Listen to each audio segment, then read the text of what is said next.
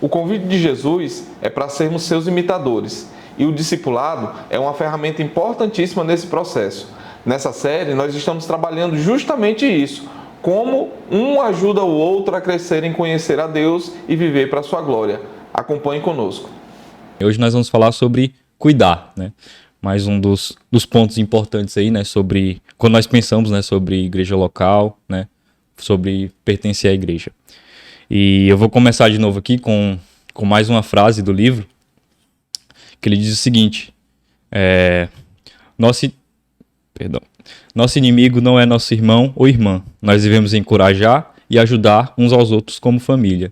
Uma das características mais marcantes da igreja primitiva era o cuidado que os membros tinham uns com os outros. A gente até comentou, acho, sobre isso, né? Sobre a igreja primitiva. Acho que foi no primeiro episódio eu comentei que nós não podemos ter uma visão, como é que eu posso dizer? Idealizar uma visão de que a igreja ela era perfeita, né? Que não tinham problemas, eles tinham, né? Mas ainda assim a igreja, aquele modelo ali, aquela igreja ela é um modelo, né? Não deixa de ser esse modelo, né? Algo que nós precisamos almejar, né? E uma das características mais importantes que a gente vê ali na igreja, em Atos, por exemplo, é essa, né?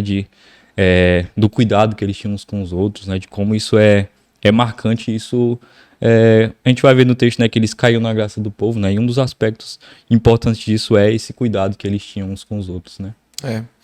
De novo a gente volta para Gênesis, né? Em Gênesis ali a gente vê claramente que um dos aspectos daquela ida de Deus diária para conversar com Adão e Eva era cuidar, né? Sim. Instruir, né? Havia um relacionamento ali muito íntimo, próximo, diário, né? Que também envolvia cuidado. Então, parece ser repetitivo, e quem sabe o seja mesmo, né? E não vejo problema nenhum em ser repetitivo, é que a gente volta para Gênesis e vem de lá para cá, Sim. né?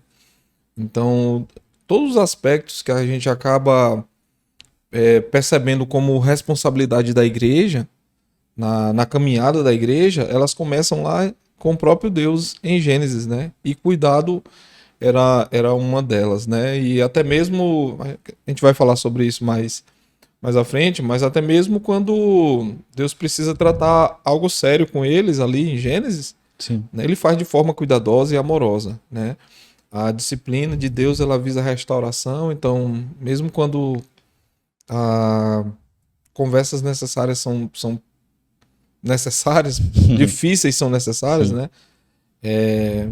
Isso é uma forma de cuidado também. Sim, isso aí. E pensar, né, nesse sentido de cuidado, né, e voltando aqui também um pouco para a questão lá do contexto da igreja em Atos, né, acho que vale também da gente refletir sobre a nossa igreja local, né, a gente aqui, quem está nos ouvindo, assistindo, que se a nossa igreja ela tem, de fato, também, digamos assim, refletido isso, né, da mesma forma como era aquela igreja, né. Porque, infelizmente, hoje a gente acaba percebendo em muitos contextos, né, mas são desentendimentos, né, brigas, infelizmente isso acontece, e às vezes acaba sendo um pouco... mas a gente acaba vendo em alguns contextos pouco do companheirismo bíblico, né, desse cuidado mútuo de uns aos outros, né. Então é uma questão assim para nós refletirmos também, né, importante nesse sentido, para quem olha para a nossa igreja hoje, alguém de fora, digamos assim, né, se ela vê essas características, né, do cuidado que nós temos uns com os outros, ou será se essa pessoa vai ver aspectos ali negativos, né, de discussões, ou de, quem sabe, ser uma comunidade ali onde dizem uma coisa, mas na prática é outra, né, então é muito importante nós pensarmos acerca disso também, né, fazermos essa avaliação, né, e isso é um papel, né, que cada um de nós deve cumprir, né, de tornar a comunidade, a nossa igreja local, esse ambiente ali onde há esse companheirismo bíblico, né, assim como a gente vê lá em Atos. De novo, a gente vai vendo como o livro ele vai se amarrando um capítulo no outro aí, né? Porque eu pertenço, né? Eu congrego, né? Eu faço parte ali e aí a gente falou, inclusive, muito sobre isso no episódio anterior, é que quando eu pertenço, então eu estou ali inserido, eu não estou ali apenas para receber, Sim. né? Eu estou ali também para trabalhar, para promover, né? Para ser alguém que não só recebe. E parte desse trabalho, né? Que é o trabalho da ação do Espírito através do dom dado por Deus, tem a ver com cuidar, né? Sim. Então eu cuido, e aí de novo, como os aspectos estão interligados, eu cuido porque o Senhor cuidou de mim, né? A gente viu lá no episódio do pertencer que eu pertenço porque...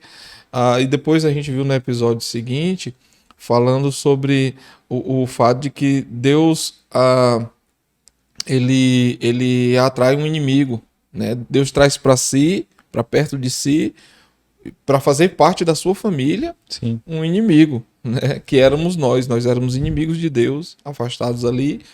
Então esse aspecto de cuidado de Deus para conosco deve gerar uma reflexão e gratidão no meu coração e obediência também, porque Deus vai nos dando mandamentos que agora é por causa de tudo que foi feito para comigo, da forma como Deus age, Deus Pai, Deus Filho, Deus Espírito, a ação da Trindade. Efésios ali em capítulo 1 vai falar sobre isso, sobre a ação de cada um dos entes da Trindade na salvação do homem, né? Como cada um atua de forma muito sincronizada nessa salvação, e todas elas demonstrando amor e cuidado. Agora então me conclama, não só me chama, mas me ordena. Então aqui eu replique isso, né? Porque vem de cima para baixo para mim, e agora nesse ambiente aqui mais humano, né? Eu vou então a replicar aquilo que Deus vai fazer comigo. Por isso que voltar para Gênesis é muito importante, porque a gente vê o próprio Deus ali agindo com o primeiro casal, cuidando deles, e mesmo quando precisou tratar de algo mais específico, o fez, né? Dando ali, colocando os pingos nos is ali e disciplinando porque era necessário, mas uma disciplina amorosa e cuidadosa também. É assim que deve ser conosco aqui hoje.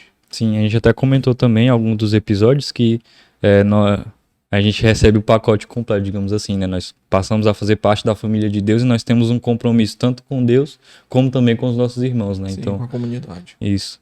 E eu comentei aqui na questão de que por vezes é visto pouco desse companheirismo bíblico, né, de uns aos outros, né? E é interessante como no Novo Testamento a gente vai ver várias passagens que tratam disso, né? Que vai trazer essa expressão uns aos outros. Sim. Eu até separei algumas aqui, por exemplo, Romanos 12:5 vai falar: assim também nós, conquanto muitos, somos um só corpo em Cristo e membros uns dos outros. Aí Romanos 12:10: amai-vos cordialmente uns aos outros com amor fraternal.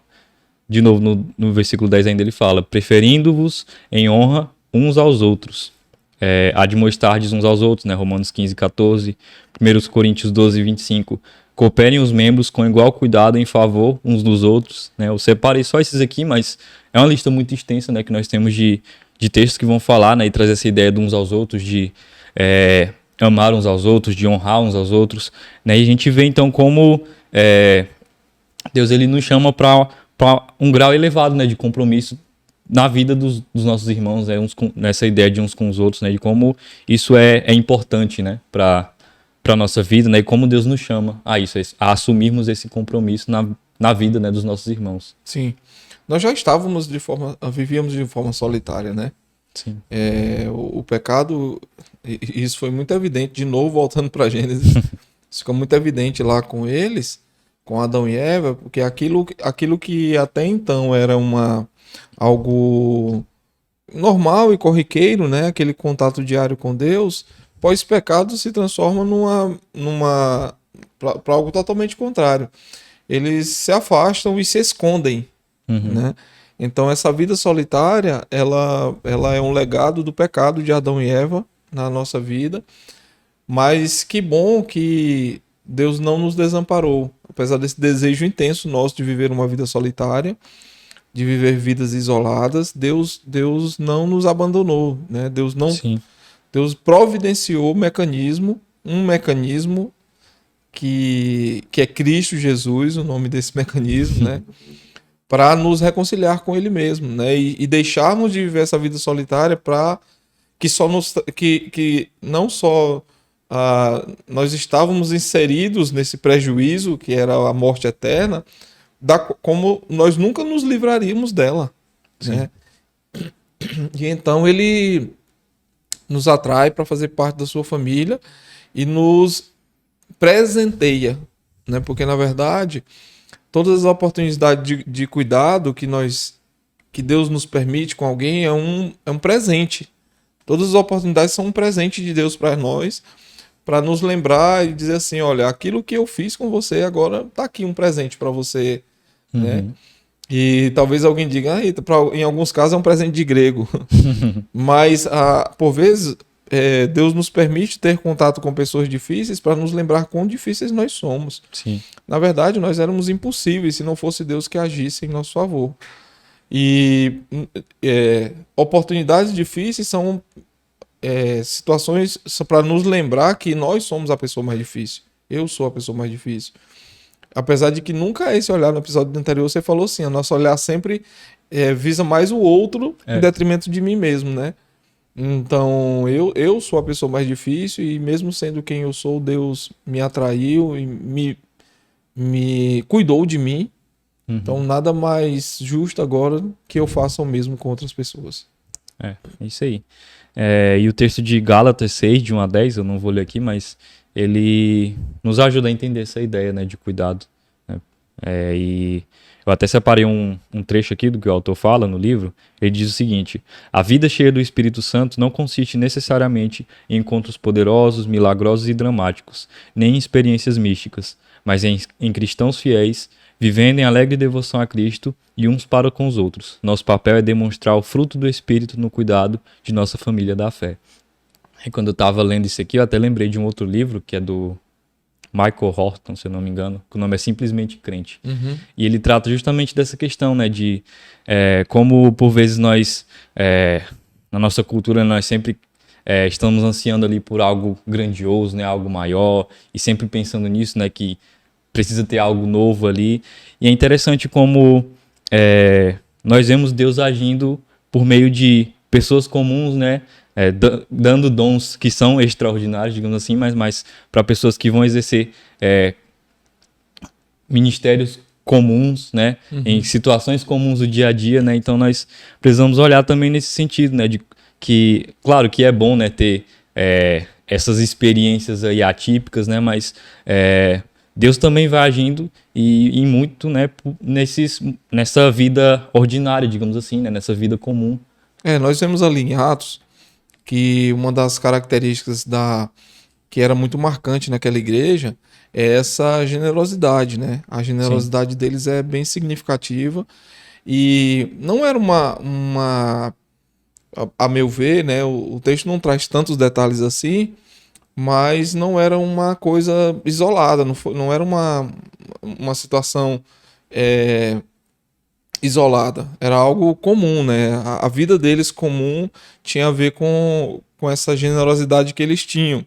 A generosidade ela fica ali talvez evidente mais com a venda dos bens ali para distribuir o produto à medida que alguém tinha necessidade, mas quando você olha uma ótica um pouco mais ampliada do relato e do próprio relato de Atos como um todo, você vai ver o cuidado, a ação do Espírito ali na vida daqueles irmãos, promovendo o cuidado e aquilo meio sendo que algo corriqueiro, né? Uhum. E você vai ver em episódios mais à frente, em situações mais à frente, situações mais difíceis, né? Até num contexto de perigo de vida mesmo, assim, né? Sim. Você vai vendo a generosidade daquela igreja, daqueles irmãos ali daquela comunidade e como eles entendem o papel deles no todo, né? Na responsabilidade deles como um todo e o cuidado que eles tanto demonstram uns para com os outros, sem dúvida nenhuma é resultado dessa compreensão do que Cristo fez por eles ali. A gente está aqui num período muito próximo, né, ao que a morte e a ressurreição de Jesus. Então aquilo estava muito vívido na cabeça deles, dos apóstolos ali, especificamente, que passaram mais tempo com Jesus, mas e Atos 2 ali no finalzinho vai dizer que a doutrina dos apóstolos era o que norteava ali Sim. a vida deles, e a doutrina dos apóstolos era aquilo que eles tinham recebido de Cristo ali, né? Todas as informações de Cristo e a vida de Cristo que eles presenciaram. Jesus ensinava a palavra para eles, o que nós temos escrito hoje como a palavra, e eles olhavam para Jesus, o cuidado que Jesus tinha com as diversas pessoas com quem ele tinha contato, né? Cuidado com a alimentação, mas cuidado com a vida das pessoas também, né? De diversas formas, Jesus demonstra o cuidado para com a vida das pessoas com quem ele lidou ali. E, de novo, assim como Deus lá em Gênesis precisou falar um pouco mais duro, né? No contexto de Adão e Eva, Jesus várias vezes ali teve também que, né, que subir o tom ali e falar coisas necessárias, né? Sim. Então tudo aquilo, como uma demonstração de cuidado, estava muito vívido no coração dos apóstolos, então agora eles repassam isso àquela igreja que nós chamamos de igreja primitiva ali, um modelo para nós, né? E isso fica forte para nós hoje, porque é nessa mesma dinâmica, nesse mesmo mecanismo que nós devemos atuar. Ver o cuidado de Deus para conosco, e a gente também, de forma obediente, né, replicar isso com as pessoas que estão à nossa volta agora. É isso. Né? Já partindo aqui para um outro ponto, né? Eu citei aqui o texto de Gálatas 6, do 1 até o 10, eu vou ler aqui o versículo 1, que vai falar: Irmãos, se alguém for surpreendido em algum pecado, vocês, que são espirituais, deverão restaurá-lo com mansidão. Cuide-se, porém, cada um para que também não seja tentado. Né? E você até começou a comentar um pouco disso, acerca desses momentos que às vezes é necessário ser um pouco ali mais duro, né? E a gente comentou também no final do último episódio de como como eu preciso, né, da igreja, como eu também tenho um papel na igreja, né, e um desses papéis também aqui é esse de, às vezes, ver algum irmão ali que caiu, né, que está em pecado, em alguma situação desse tipo, e de ir lá e buscar restaurar, né, a vida desse irmão, né, de o ajudar, de socorrer. Né? Então esse é um dos pontos aqui que o texto de Gálatas ele vai nos mostrar acerca disso, dessa ideia de restaurar, né? E o texto fala que é com mansidão, né? Então, tem até uma frase aqui que eu separei do Tim Keller que ele vai falar: um osso deslocado causa uma dor terrível, pois não está no lugar apropriado. Não está em sua relação natural com as outras partes do corpo. Colocar o osso de volta no lugar inevitavelmente causará dor, mas uma dor restauradora. Isso significa que devemos confrontar, mesmo que seja doloroso. Nosso confronto, porém, deve ter o objetivo de causar uma transformação de vida e de coração. Então foi o que, inclusive, você já começou a comentar aí, né? Às vezes vão haver situações que essas conversas difíceis elas vão ser necessárias, né? Mas quando nós fazemos isso, deve ser por objetivo de que aquele irmão seja restaurado, né? E isso deve ser feito com mansidão, né? E com esse objetivo, né? De ver sua vida transformada, né? E seu coração transformado. Então, sempre que eu vou ajudar algum irmão nesse sentido, deve ser com essa intenção, né? De restaurar e de ver de que ele tem uma vida transformada, porque a gente até comentou, a gente vai falar um pouquinho mais à frente, que como o pecado de um ali, ele também afeta, de certa forma, o corpo, né? Então é importante pensar nesse sentido, né, da disciplina eclesiástica, né, e não, digamos, negligenciar isso, a importância dessa disciplina, né, quando for necessário. E também, Gustavo, o osso deslocado, ele, vamos dizer assim, ele já é uma situação mais fim, vamos dizer assim, né? Acho que um dos papéis do cuidado nesse discipulado são situações mais preventivas, inclusive, sim, também, né? Quando eu estou disposto a cuidar e ser cuidado, e eu faço isso com honestidade do ponto de vista de que eu não fico tentando manipular uma situação ou até mesmo esconder uma falta, né? Porque uma das coisas que às vezes parece que falta uma compreensão nossa é porque a gente classifica pecados, né? Sim. Como que se uns pecados fossem mais pecados do que outros, né? Ou fossem mais graves do que outros, mas qualquer pecado ofende a santidade de Deus. E às vezes nessa dinâmica de falta de compreensão, a gente perde grandes oportunidades de ir resolvendo coisas bem no início, assim, né? E pequenas falhas, vamos dizer assim, coisas que seriam mais fáceis de ser corrigidas, elas acabam que sendo não sendo dado o devido valor a essas pequenas falhas, né? Sim. Seja do ponto de vista de quem falha, seja do ponto de vista de quem acompanha, né? Medo de dizer o que precisa ser dito, de como a pessoa vai receber aquilo, né? Ou pode dizer assim, mas com tanta coisa grave para tratar, você vem tratar disso, né? Fulano de tal ali que está cometendo isso e aquilo, não sei o quê. Então a gente fica meio que se autoprotegendo, né? Sob a perspectiva de que alguém tem algo mais grave para ser tratado e por que não estão tratando aquilo? Se você vem tratar isso aqui, se não estão tratando aquilo, né? Então é uma autodefesa que demonstra uma imaturidade cristã, né? Sim. Então esse cuidado, e por isso que a gente bate tanto na tecla do discipulado. Porque o discipulado formal ali e informal ao mesmo tempo, o cuidado, né? Um encontro regular, né? Um contato, como é que eu posso dizer? No dia a dia comum, vão me demonstrando situações que precisam ser tratadas, que por vezes até mesmo eu que estou aqui não estou percebendo que elas precisam ser tratadas. Então, eu vou cuidando, demonstrando, olha, isso aqui a Bíblia fala isso e aquilo, vamos tentar corrigir aqui, como é que eu posso ajudar você? Né? Você reconhece que isso é uma falha diante do que Deus está falando aqui, né? Porque o texto aí de Gálatas ele é muito significativo, porque a gente deve olhar para lá e para cá. Né? Ele termina o versículo dizendo que você cuide de você mesmo também. Sim. Né? Jesus vai dizer lá em Mateus, ali nos evangelhos, sobre a trave e o arqueiro, né? Que está no... Sim. Então a gente precisa estar olhando, buscando avaliar nossa própria vida, tirando todas as distrações. A gente falou isso em alguma outra série do podcast, né? Mas tirando as distrações, tirando aquele pequeno cisco que está aqui no meu olho, que talvez não seja tão pequeno assim, para que eu veja claramente, né? Então é preciso que olhe para lá, mas que olhe para cá também. Por isso que é uma via de mão dupla o discipulado. Sim. Então, à medida que eu estou disposto a ajudar o meu irmão, eu também estou aberto para que ele me ajude. Então, Eclesiastes vai falar que o cordão de 3 dobras não se quebra facilmente. Então esse cuidado ele é demonstrado quando eu estou disposto a não passar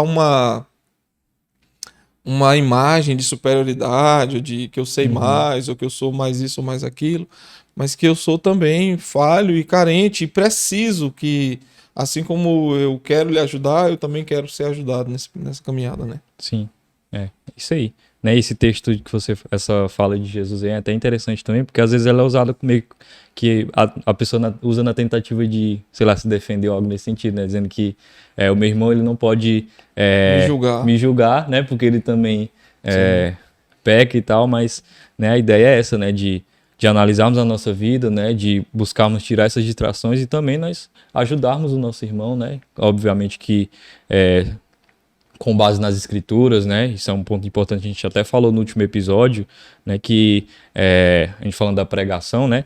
Que a autoridade ali não é a vida do pregador, a experiência dele, né? Mas a palavra, né? E da mesma forma no processo de discipulado, de aconselhamento, né? A autoridade é a palavra, né? Não são as minhas experiências pessoais, né? E isso inclusive é interessante porque é o que nos permite, por exemplo, sei lá, de repente, eu não sendo casado, eu posso sim aconselhar alguém que é casado em alguma questão por meio das escrituras, né? Eu posso abrir a Bíblia e falar, olha, isso aqui não está de acordo com as escrituras. Sim. Nunca foi dito que não se poderia julgar.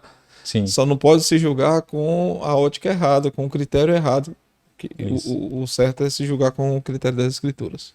Isso aí. E continuando aqui, no texto de Gálatas, a gente falou aqui sobre a importância desse processo de restauração, né? Como isso faz parte desse cuidado que nós precisamos ter uns com os outros. O versículo 2 de Gálatas, capítulo 6, ele vai falar: levem os fardos pesados uns dos outros e assim cumpram a lei de Cristo. Né? E é interessante isso também, né? A gente vem comentando aqui no início como, por vezes, na nossa cultura se espera que tenham coisas sempre extraordinárias, né? Algo que chame a atenção, e às vezes até mesmo a pessoa quer algum tipo de reconhecimento, né, público. E esse cuidado aqui, essas coisas comuns, né, elas não trazem tanto reconhecimento assim, né? A gente já comentou aqui. E só que é uma missão diária, né, de nós nos atentarmos para de repente fardos dos nossos irmãos, né, e tentar ajudá-los, né? Ter esse compromisso, né, de ajudá-los. Eu até separei uma citação do autor que ele vai falar: um dos obstáculos desse ministério é o orgulho, porque se alguém julga ser alguma coisa, não sendo nada, a si mesmo se engana. Se eu me considero nobre demais para me curvar e ajudar meu irmão, então preciso tratar meu coração. Orgulho resulta na recusa em servir a família da fé. Então, um aspecto muito importante aí também que a gente vê no texto de Gálatas é esse, de ter essa atenção, né, de carregar os fardos dos nossos irmãos, né, de nos comprometermos em ajudá-los, né, nas suas necessidades. Algumas pessoas, o que a gente vai percebendo é que algumas pessoas elas vão se opondo. Como é que eu posso falar isso? É uma oposição sorrateira, silenciosa, né? Vão se opondo ao ensino e porque elas talvez não vão com a cara da pessoa que está falando, né? Não gostam muito de fulano, de ciclano, do pregador tal, pregador A ou B, mas esquecem que a oposição dela é contra Deus. Sim. Né? Então, esses pontos que nós vamos tratando aqui, ou mensagens ali que tratam sobre esses pontos na igreja, e claramente a pessoa ela se opõe àquilo, ela não quer caminhar naquela direção, ela está dizendo, eu não quero isso aí. Essa oposição não é contra o pregador, não é contra o podcast Fé e Vida. Se ambos, tanto o pregador como nós aqui, estamos falando algo que é bíblico e a pessoa ouve e ela se opõe, ela vai se opor ao próprio Deus, né? E essa oposição a Deus, ela é algo muito séria, porque de Deus não se zomba, é o que a palavra vai dizer, né? Então, porque às vezes nós brincamos de ser crente, mas Deus não brinca de ser Deus, não, né? Então, se Deus claramente na sua palavra está ordenando ao seu povo que cuidem, porque Ele cuidou de nós, qualquer oposição nesse sentido, essa decisão deliberada de viver vidas solitárias, criar o seu mundinho, a sua bolha ali, só é aquela situação ali bem fechada, ela é uma posição contra Deus. Uhum. E esse é algo muito sério mesmo, que eu recomendo que a partir de mim, né, de nós aqui, que a gente olhe muito atentamente para essa situação, né? Sim. Se de alguma forma nós temos a gente se opõe a esse ensino de cuidar das pessoas, a pessoa pode ser até um frequentador regular dos cultos, né? Mas a gente usou essa metáfora aqui há uns episódios, não sei se foi nessa série já ou foi em séries anteriores, mas falando sobre a igreja de duas asas, né? Uhum. Que há a asa desse ajuntamento, do grupo grande, mas há a asa do grupo pequeno também. Sim. Então, se alguém se opõe, e só quer viver uma das asas, eu, infelizmente, lamento dizer que Deus vai tratar isso aí. Sim. Né? Deus vai tratar. E, por vezes, Deus nos leva para uma situação difícil para nos apontar, olha, isso aqui é por causa daquilo lá, uhum. Né? E, então...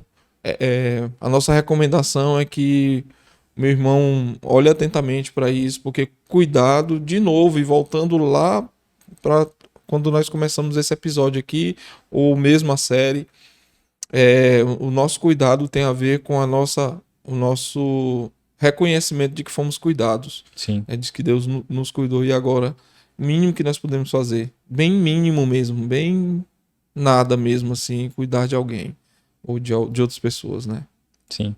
Aí uma outra questão que o autor até traz aqui, ele faz uma diferenciação entre fardos e cargas. Eu achei interessante. Uhum. É que ele, por exemplo, aqui, eu tenho que chegar no trabalho no horário, né? Isso é uma carga minha, né? Mas se, por exemplo, eu fico desempregado né? Isso pode se tornar um fardo, né? E de repente vou precisar da ajuda dos meus irmãos, né? E é interessante pensar nisso porque é uma via de mão dupla também, né? Eu preciso ter humildade também para entender que às vezes eu tenho fardos e que eu preciso da ajuda dos meus irmãos, assim como eu também preciso entender que meus irmãos podem ter fardos que eu preciso ajudar, né? Sim. Então, essa ajuda mútua aí que nós estamos falando aqui, né, de uns aos outros, né? Então, é um processo que eu dou, né, e eu também ganho. Né? Essa ideia dos fardos. Sim, sim. A gente dá e recebe. O tempo todo é assim. A nossa vida não é uma situação linear, né? A gente altos e baixos o tempo todo, momentos em que a gente está bem espiritual, né? Nossa fé pujante, momentos que a gente está no vale, passando por situações difíceis, né? Em ambas nós precisamos das pessoas. Em ambas nós precisamos das pessoas. E quando estamos bem, a glória é de Deus. Quando não está tudo bem, Deus continua sendo digno de ser glorificado, né? Sim. E a gente precisa, então, usar cada uma das situações para a glória de Deus e para o benefício das pessoas. Sim. Em outra questão, inclusive, ainda nessa ideia, não sei se a gente já comentou aqui, mas que esse papel de cuidar uns dos outros não é só do pastor, né? Mas de todo crente. Inclusive, no livro ele traz um exemplo. Se a pessoa fica doente, né, tá no hospital, para ela não ficar triste se de repente o pastor não for visitar ela, né, mas for algum irmão, né, mas para ela agradecer, porque aquele irmão foi visitá-la e tal, ajudar de alguma forma, né? Então, nós precisamos ter essa ideia também, né, de que não é só o pastor que tem esse papel, né, e de que o pastor não precisa, quem sabe, tá sempre disponível ali para me ajudar, né, mas que eu tenho outros irmãos também, né, e que isso é um papel de todo crente, né, de cada um, né, tanto da minha parte como dos meus irmãos, né, todos nós cumprimos esse papel de cuidar uns dos outros, né, até porque uma pessoa, ela não, talvez numa comunidade ali menor, ela consiga dar mais atenção e tal, mas dependendo do tamanho daquela igreja, por exemplo, né, um pastor ele não vai dar conta, né, de ter esse cuidado, né, e nem deveria, né. Exato. Isso é um papel de cada cristão, né? O pastor ele ajuda, ele auxilia no processo de capacitar os membros, né, para que eles também cumpram esse chamado, né, de cuidar uns dos outros. Paulo vai dizer isso aos Efésios, né? Quando ele fala ali sobre Deus dar pessoas à igreja, né? E falando especificamente dos dons ali de ensino, a finalidade das pessoas que têm esse dom de ensino é de capacitar os crentes para o exercício do seu ministério. Sim. Né? Tem coisas que o pastor faz que ele faz porque é pastor, e tem coisas que ele faz porque é crente. Né? Mas ali por trás daquela função ali há um ser humano com limitações, com problemas, com agenda, com uma série de coisas. Sim. Mas independente, o exemplo do tamanho ele é significativo, né? É compreensível, mas independente do tamanho, né? Sim, cada membro precisa entender o seu papel na comunidade e esse papel deve ser vivido por ele ali mesmo, né?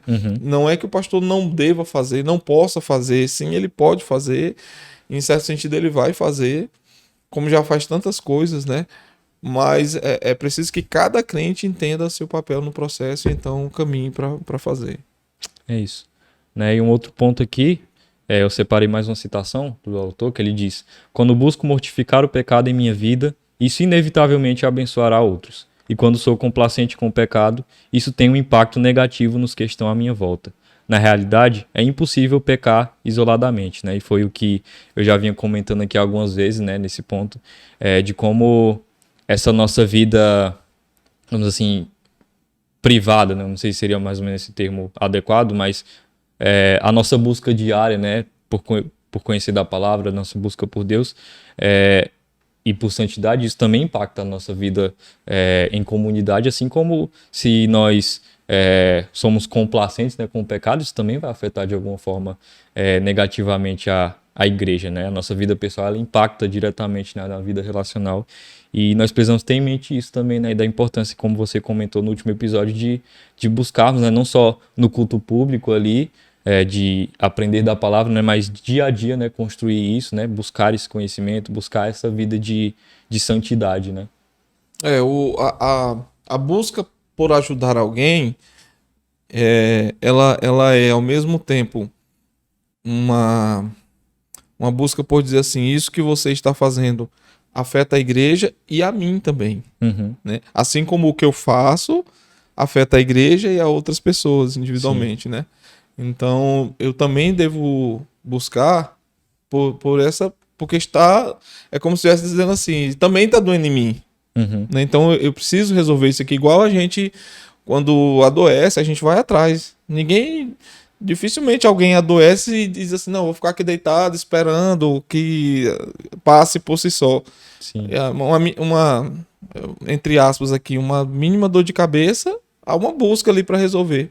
Então, assim como a gente busca resolver situações que me afetam diretamente, eu também busco ajudar outras pessoas, porque aquela situação afeta todo o corpo do qual eu faço parte. Então, também está me afetando. É isso. Né? E mais um ponto aqui, eu separei uma história aqui que ele conta que eu achei interessante. E até você começou a comentar algo nesse sentido um pouquinho antes, que ele vai falar.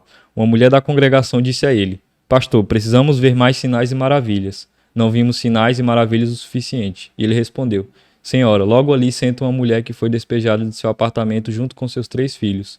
Eu consideraria um sinal e uma maravilha se você os acolhesse em sua casa por 3 meses.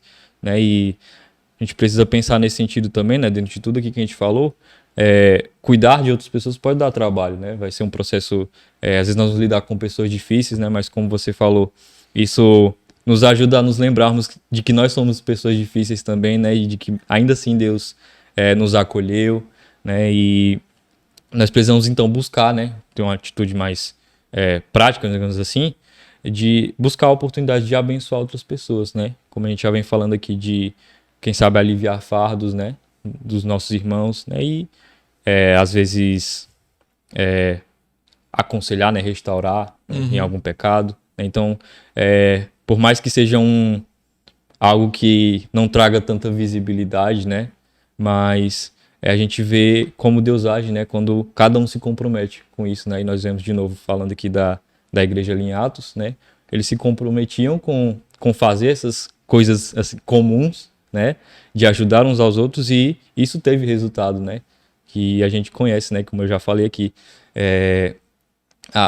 As pessoas de fora, né, elas reconheciam e viam aquela igreja como ali um grupo de pessoas que cuidavam umas das outras, né, e isso é algo que nós precisamos buscar também, né, e isso deve partir de cada um de nós, né, de assumir esse compromisso de cuidarmos, né, uns dos outros. É lindo o versículo 47 do capítulo 2 de Atos, quando ele diz, e contando com a simpatia de todo o povo. Sim.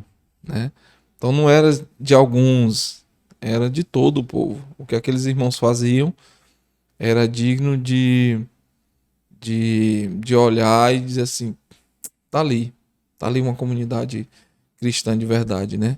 E aí a gente pode pensar, será se essa é a visão que as pessoas têm a nosso respeito enquanto nossa comunidade, né? Se não é, o que falta? Sim. E se falta alguma coisa, o que nós devemos fazer para que a gente também caia na simpatia de todo o povo? Isso aí. E já partindo aqui para encerrarmos, né? Eu vou trazer de novo aqui mais alguns passos de ação que o autor traz no livro, que ele diz. O primeiro realize as importantes obras de restauração, de carregar os fardos, de partilhar e fazer o que é bom. Né? Então nós precisamos assumir esse compromisso, né, como igreja, cada um individualmente, de buscar restaurar, carregar fardos, né, de abençoar a vida uns dos outros. Segundo ponto, reconheça que o cuidado para com pecadores e oprimidos é um ministério que todos os crentes devem desempenhar. Né? Então, a gente já comentou aqui, né? Não é tarefa só do pastor, né? Mas o pastor, ele faz também, né, essa tarefa de cuidar, porque ele também é um crente, né? Assim como cada membro é. Né? O terceiro ponto, lembre-se de que sua vida pessoal sempre afetará a sua comunidade. Né? Então, a nossa busca por santidade, né, deve ser também pensando em como isso abençoa o resto, né? E deve nos fazer pensar também se há algum pecado, algo nesse sentido, de que como isso também prejudica, né, toda a comunidade. Quarto ponto, busque semanalmente a oportunidade de fazer o bem aos outros. Né? Isso é algo importante também, né? Às vezes na correria da semana, né, a gente não para pensar nesse sentido, né? Mas como nós precisamos reservar um tempo, né, e pensar, né, buscar essas oportunidades de abençoar outras pessoas. Quinto, ore por sua família da fé, né? Importante também, né? Nós orarmos, né, por nossa igreja local, para que Deus nos abençoe nesse sentido, né, nessa tarefa de... Isso também é uma forma de cuidado, né? De orar pelos nossos irmãos, né? E é isso, basicamente, os pontos que ele traz. Eu não sei se você tem algum comentário além. Acho que Isso. os pontos aí resumem bem o que a gente disse e nos encorajam também, né? Não Sim. só resumem, mas nos encorajam. São perguntas bem honestas que nós devemos fazer. E sempre o que fica é que respostas eu vou dar a isso, né? Sim. Para onde isso vai me levar. E a nossa expectativa é que levem para mudanças. Se eu estiver falhando, que então eu corrija e caminhe na direção de fazer aquilo que Deus espera de mim. É isso então, né? Que Deus abençoe sua vida, né? Tem sido muito precioso, né, essas conversas aqui. Nós esperamos que estejam abençoando você também, né, de alguma forma. E nós pedimos também que você compartilhe, né, com outras pessoas, se você foi abençoado, né, se você aprendeu algo. Se você tiver algum comentário, alguma dúvida, pode deixar aí nos comentários também, que nós vamos estar lendo. E até a próxima semana. Deus abençoe.